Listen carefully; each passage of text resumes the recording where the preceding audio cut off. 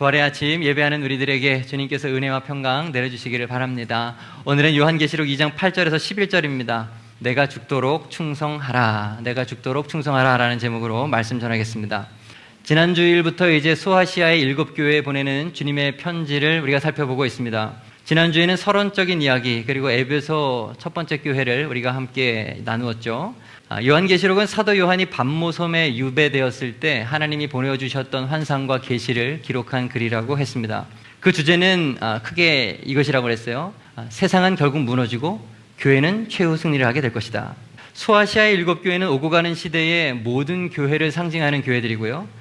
주님은 교회의 주인으로서 이러한 교회들에게 칭찬을, 때로는 책망을 하시면서 그 모든 교회들이 온전히 서기를, 그래서 최후 승리할 수 있기를 원하셨습니다. 그러므로 우리는 이 각 교회에 보내는 편지들을 볼 때에 저 사람들에게 보냈구나라고 볼 것이 아니라 오늘 나에게 주시는 말씀으로 진중하게 들을 필요가 있는 것이죠. 지난주에 우리가 이제 에베소 교회에 보내는 편지를 봤는데요. 좀 간단히 복습하겠습니다. 에베소 교회를 향하여서 주님은 칭찬도 하시고 책망도 하셨다고 그랬어요. 그죠? 칭찬하는 것이 무엇이었습니까? 진리를 잘 지켰다는 것이었습니다. 바울을 비롯해서 아볼로라든가 디모데라든가 요한, 좋은 목회자들이 전하는 하나님의 바른 말씀들을 그들은 굳건하게 붙들었고 진리를 바르게 지켰어요. 거짓 교사들, 이단 사이비 집단들의 잘못된 가르침을 그들은 분별할 줄 알았고 거절할 줄을 알았습니다. 진리 위에 굳게 선 아주 올곧은 교회를 그들은 만들어 갔습니다. 하지만 칭찬만 있는 것은 아니었죠. 진리 사수에 애를 쓰다 보니까 진리 하다 보니까 무언가 잃어버렸는데 바로 사랑을 잃어버렸다고 했습니다. 그래서 책망을 들었죠. 너는 처음 사랑을 잃어버렸다. 솔로몬의 재판 속에서도 그러한 예를 한 가지가 우리가 볼 수가 있죠. 이 여자도 살아있는 아들이 내 아들이라 그러고 저 여자도 살아있는 아들이 내 아들이라고 그랬을 때 솔로몬이 뭐라고 재판을 내렸습니까? 그래? 그렇다면 공평하게 둘로 나누자. 아이를 정확하게 반으로 나눠서 각각 나눠 가져라. 아주 공평하고 정의로운 판결이었지만 거기에 뭐가 빠져 있었습니까? 사랑이 빠져 있는 것이죠. 우리는 그 이야기 속에 가짜 엄마와 같은 선택을 하면 안 되는 거예요. 사랑이 빠지면 가짜가 된다는 것, 우리는 잊지 말아야 되겠습니다. 교회는 진리와 사랑이라고 하는 두 기둥을 균형 있게 세우는 그런 공동체가 되어야 하는 것입니다. 어느 하나도 소홀히 할 수가 없어요. 오늘은 두 번째 교회인 서모나 교회에 대해서 좀 살펴보도록 하겠습니다. 이 서모나라고 하는 도시는요, 에베소에서 북쪽으로 약 한 64km 정도 이제 떨어져 있는 도시였습니다. 에베소와 마찬가지로 에게해 연안에 있는 아주 중요한 해안 도시, 항구 도시였고요. 무역이 아주 활발하게 진행되는 그런 도시였습니다. 서모나 도시의 이 뒤에는 파고스 산이 있었고요. 앞에는 탁 트인 바다가 있어가지고 그 크기, 아름다움에 있어서는 아시아 최고의 도시다라고 일컬어졌던 것이 바로 이 서모나였습니다.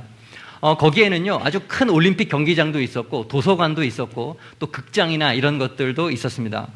특별히 서모나가 우리가 기억해야 될 것은 뭐냐 하면 황제 숭배로 아주 유명한 그런 도시였습니다. 황제 숭배로 유명을 했어요.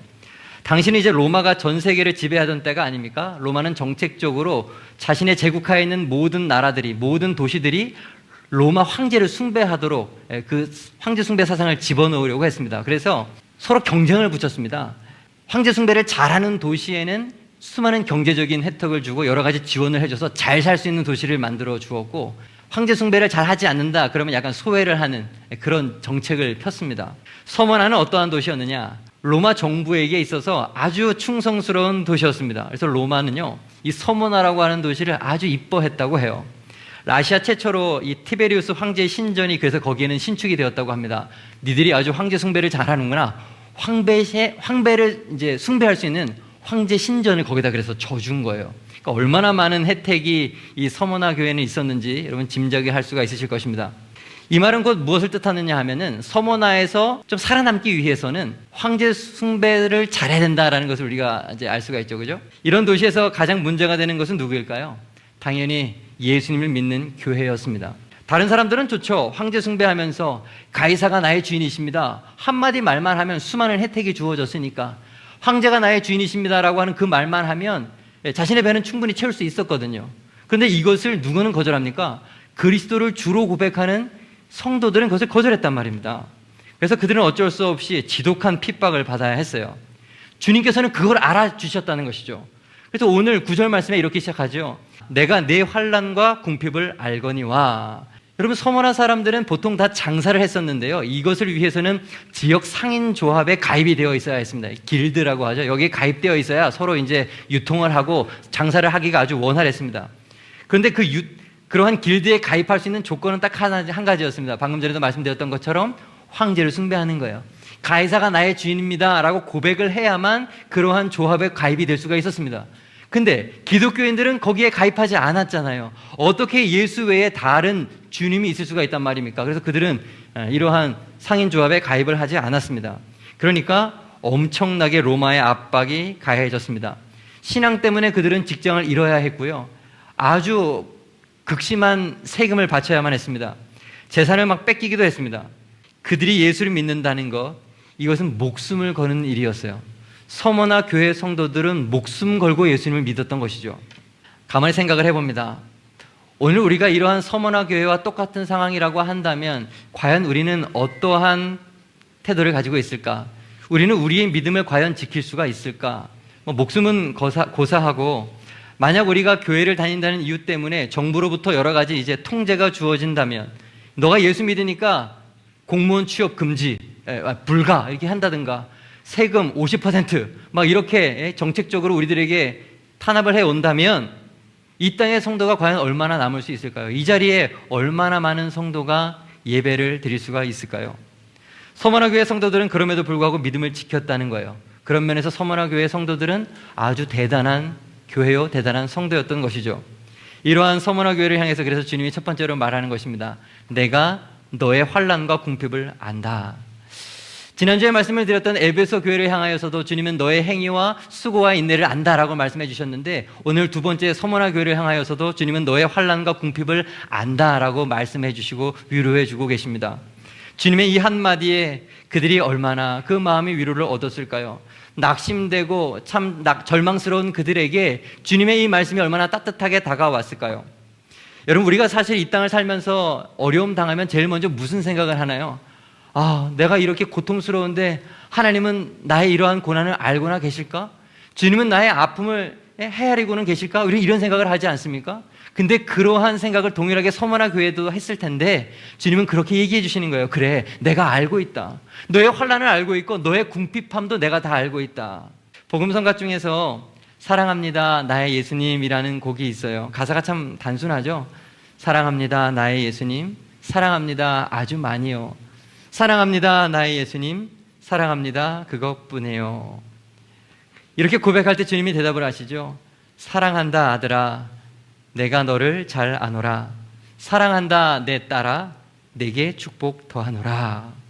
여러분, 이 고백은 서머나 교회 성도들처럼 목숨 걸고 예수님 믿는 사람의 사랑의 고백이에요. 하나님, 저의 이 사랑을 아시죠?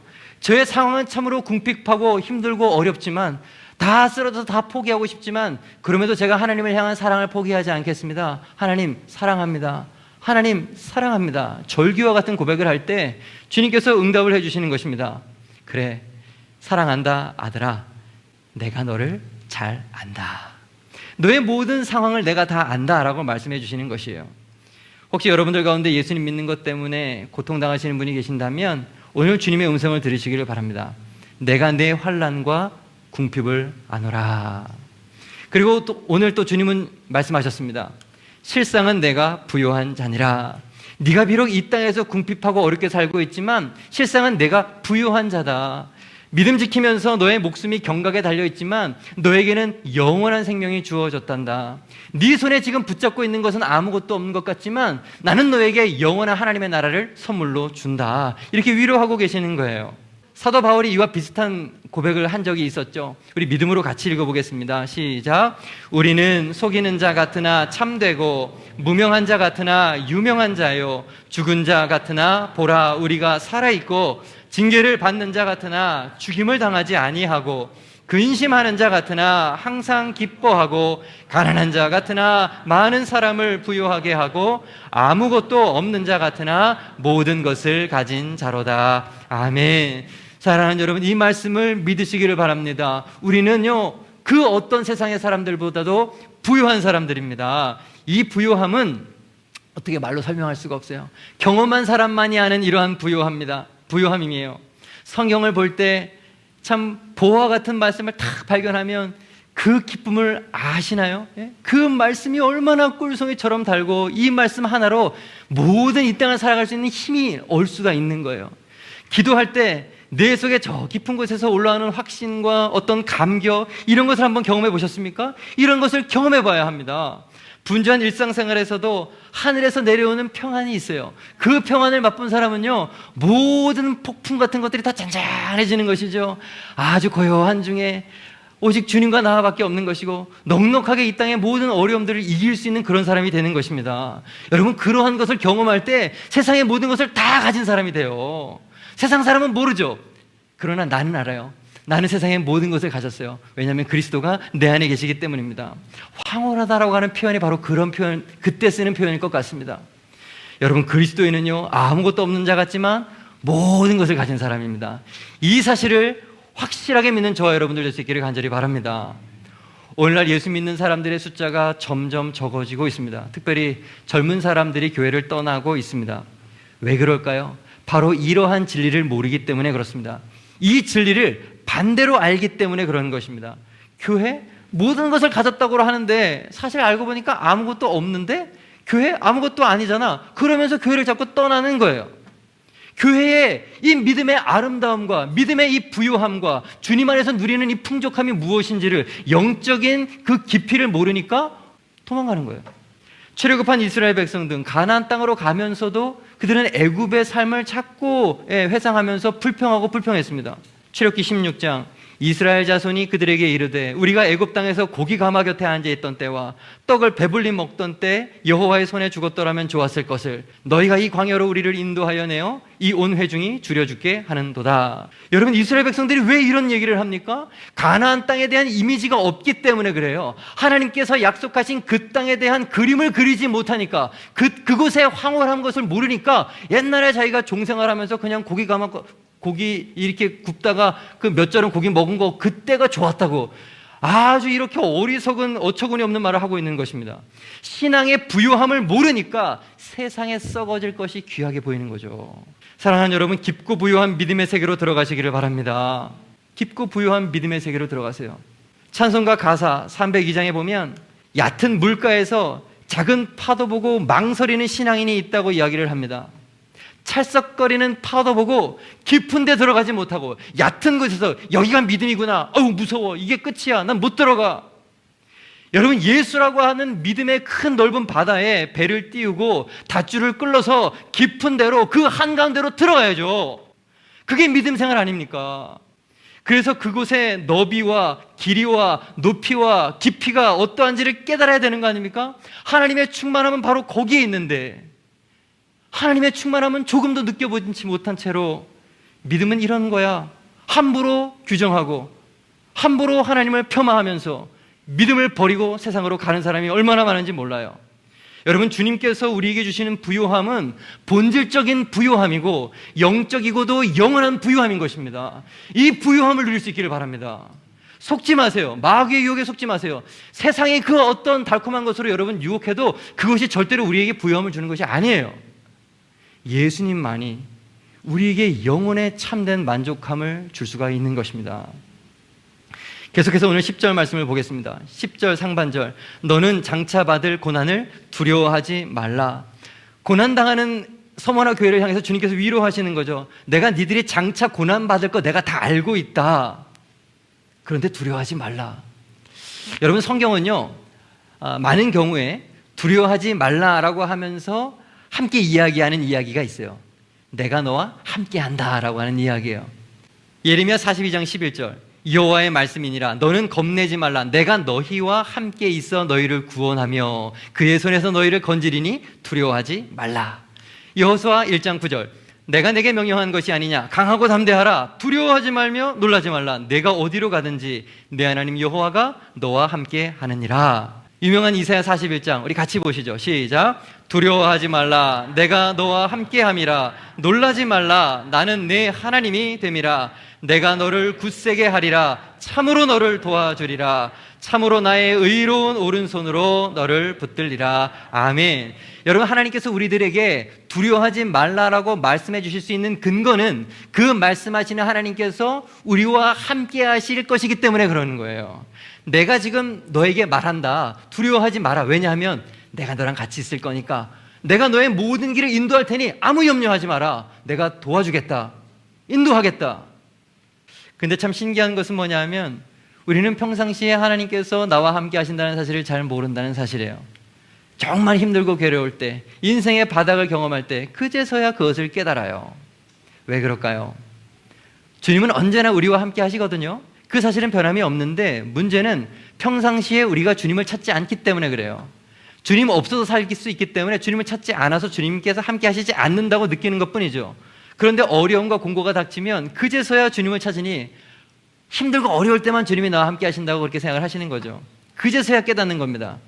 여러분, 주님은요 언제나 우리와 함께 하십니다. 우리가 인생의 굽은 길을 갈 때에도, 인생의 소나기를 맞을 때에도, 평탄한 길을 갈 때에도, 햇빛 쨍쨍 내리쬐는 그때를 갈 때에도, 그 어느 때에도 주님은 우리와 함께 하시는 거예요. 이것만 확실히 알면 우리는 두렵지 않습니다. 주님은요 우리와 함께 하시면서 우리가 당하는 인생의 위험, 인생의 시험, 환난, 이것의 수위를 조절하시는 분이세요.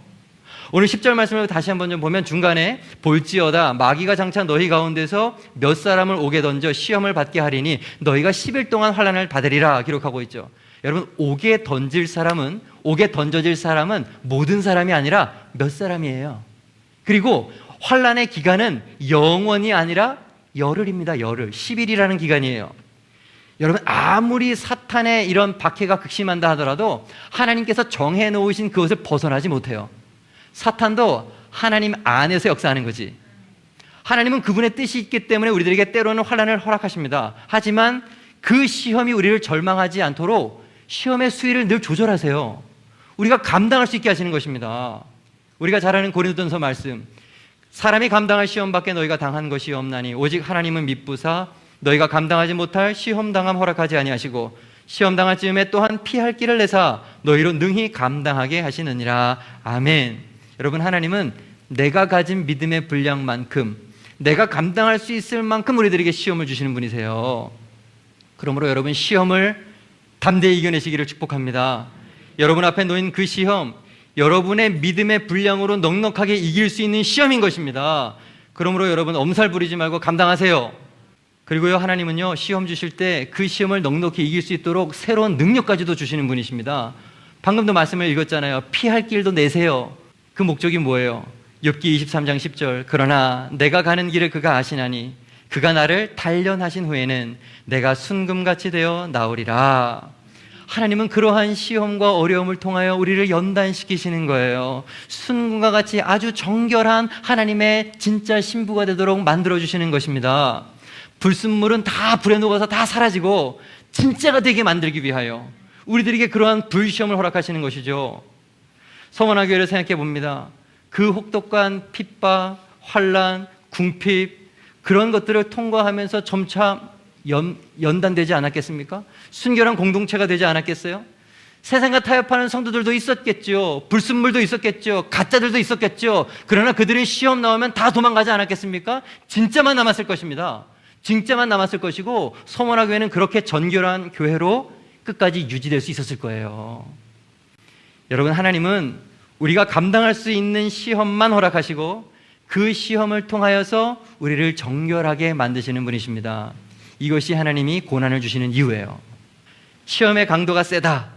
그것은 하나님이 우리의 믿음을 그렇게 크게 보신다는 거예요.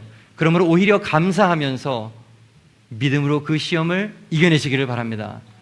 이길 수 있습니다. 하나님께서 도와주시면 넉넉히 이깁니다. 여러분을 믿는 주님 앞에 믿음을 보여주세요. 마지막으로 하나만 더 보겠습니다. 오늘 본문에서 가장 강력한 말씀인데 10절 중간에 보니까 내가 죽도록 충성하라. 여러분, 이 편지가 지금 서머나 교회에 도착했을 때를 한번 좀 상상을 해보시기를 바랍니다. 어떤 은밀한 곳에 사람들에게 알려진 아주 작은 공간에 모진 박해와 시련을 견뎌낸 소수의 성도들이 아마 모여 있었을 거예요. 과거에는 그곳에도 아마 뜨거운 찬양이 있었을 것이고 열정적인 기도 소리가 크게 울려 퍼지는 그런 공간이었겠지만, 사람도 막 미어치는 그런 공간이었겠지만, 지금은 빈자리가 많이 있는 그런 공간이었을 것입니다. 왜 그랬을까요? 많은 사람이 체포되었을 테니까, 순교도 당했을 테니까, 감옥에도 갇혀 있었을 테니까, 누군가는 숨어 있을 테니까 지금 그 자리는 빈자리가 많았을 거예요. 가족을 잃은 성도도 거기에는 많이 있었겠죠. 지금 거기에 나온 사람들만 해도요, 목숨 걸고 나온 거겠을 거예요. 그죠? 아마도 목숨 바치고 그 자리에 모였을 것입니다. 그 중에 아주 용케 목숨을 부지했던 지도자 한 사람이 두루마리를 하나 딱 들고 일어납니다. 그러면서 회중한테 이야기하겠죠. 여러분, 우리 교회를 담임해 주셨던 사도 요한이 주님께 편지를 받아서 여러분들에게 전해주셨습니다. 그 말씀을 읽어드리겠습니다. 요한계시록을 쫙 펴면서 남아있는 그 소수의 무리들에게 이 편지를 읽어주지 않았겠어요? 요한계시록을? 예? 얼마나 사람들이 숨을 죽이고 기대하는 마음으로 그 말씀을 들었을까요? 말씀을 낭독하다가 이 편지를 쓰신 분이 예수 그리스도라는 것을 알게 됐겠죠. 일곱 촛대를 주관하시는, 붙드시는 분이시구나. 아, 우리의 주인 되신 주님께서 뭐라고 말씀하시나. 에베소 교회에 보내는 편지가 낭독돼요.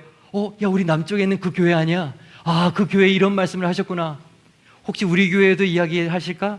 두 번째, 아니나 다를까? 이름이 불려지는 거예요. 서머나 교회의 사자에게 편지하라. 아, 드디어 우리 교회에게 주님께서 무슨 말씀을 하시지? 더 귀를 기울였겠죠? 9절, 내가 네 환난과 궁핍을 알거니와 실상은 내가 부요한 자니라. 아마도 이야기를 들었을 때 서머나 교회 성도들은 눈물을 팍 쏟았을 거예요.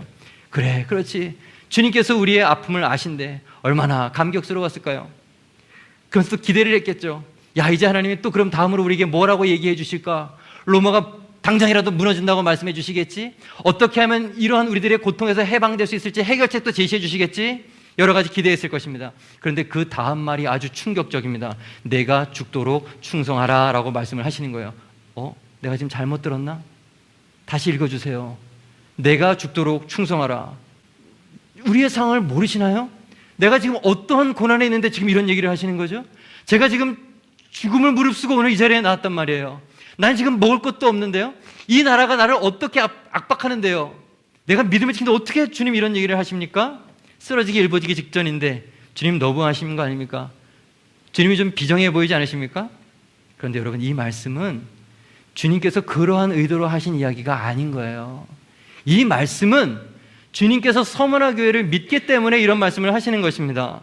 서머나 교회에게 너희들만큼은 끝까지 싸워서 이기라고 격려해 주시는 마음으로 이 말씀을 하시는 거예요. 이 말씀을 하실 때 예수님의 두 눈에는 아마도 눈물이 고여 있었을 것입니다.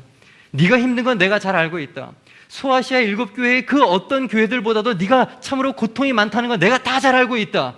그런데 나 너 믿는다. 너희들만큼은 견딜 수 있을 것이라고 믿는다. 내가 십자가에서 그 모든 고통을 견뎌냈듯이 내가 너와 함께 할 때 너도 견뎌낼 수 있을 것이라고 나는 믿는다. 힘을 내라. 내가 너와 함께 하겠다.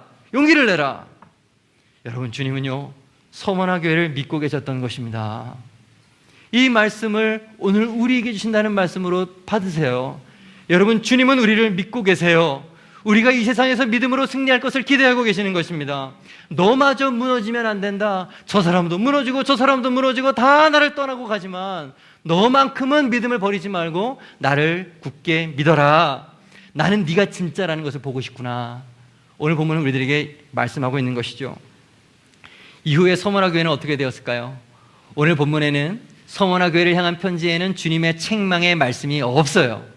서머나 교회는 끝까지 믿음을 지킨 칭찬만 받는 교회였던 것입니다. 주님께로부터 내가 죽도록 충성하라 라고 하는 이 말씀을 굳게 붙들고 죽기까지 믿음을 지킨 거, 여러분, 이게 서머나 교회였던 것이에요. 여러분, 초대교회를 보면 이 서머나 교회에 아주 유명한 사람이 한 명이 있습니다. 담임 목사 중에, 서머나 교회 담임 목사 중에 폴리카비라고 하는 사람이 있었어요. 굉장히 핍박이 거셌을 때 이 폴리카비 이제 숨어 있을 때가 있었는데 교회에 한 작은 소년이 붙잡혔대요. 그래서 고문을 당하다가 담임 목사인 폴리카비 어디에 숨어 있는지를 어쩔 수 없이 말을 했다고 합니다. 그래서 폴리카비 붙잡혀 갔대요.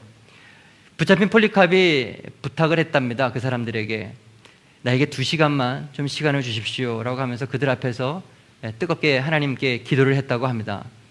간절히 마치 예수님께서 겟세마네 기도하듯이 땀방울이 핏방울이 되도록 폴리캅도 기도를 했대요.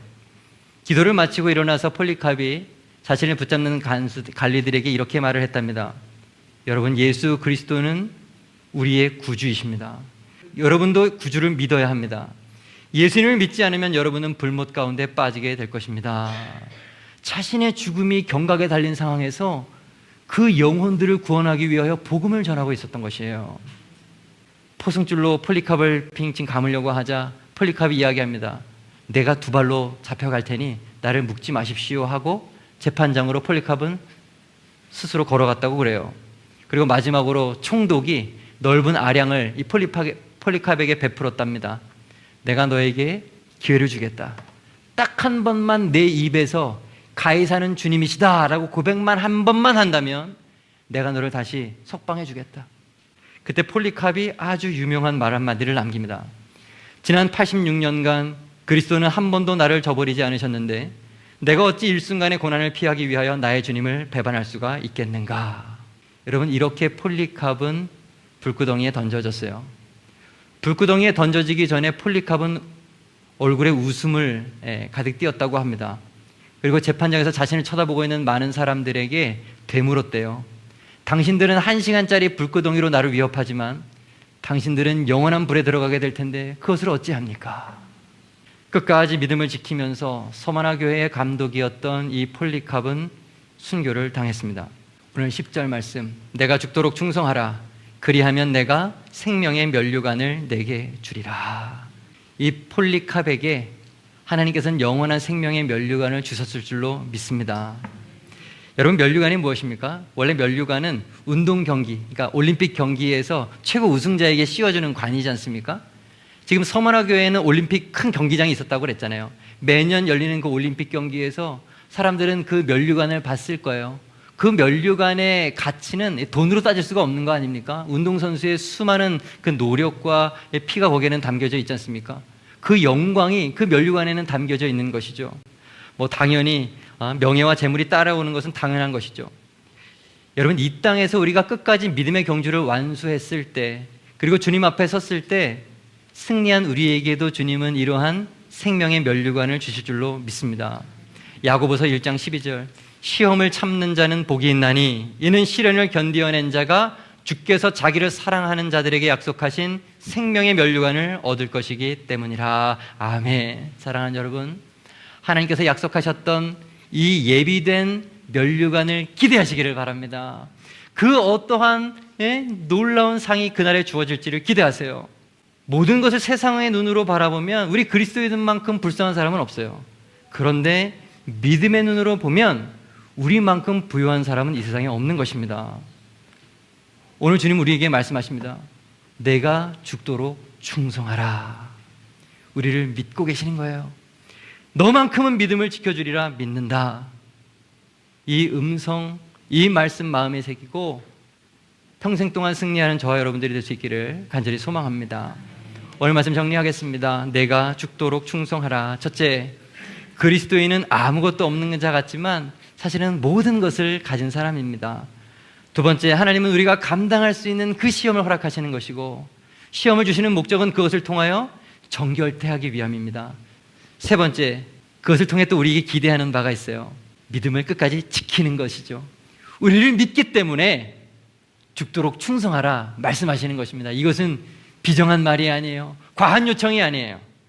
주님은 사랑하는 사람에게만 이런 말씀을 하시는 것입니다. 죽도록 충성하는 저와 여러분들이 되기를 간절히 소망합니다. 기도드리겠습니다.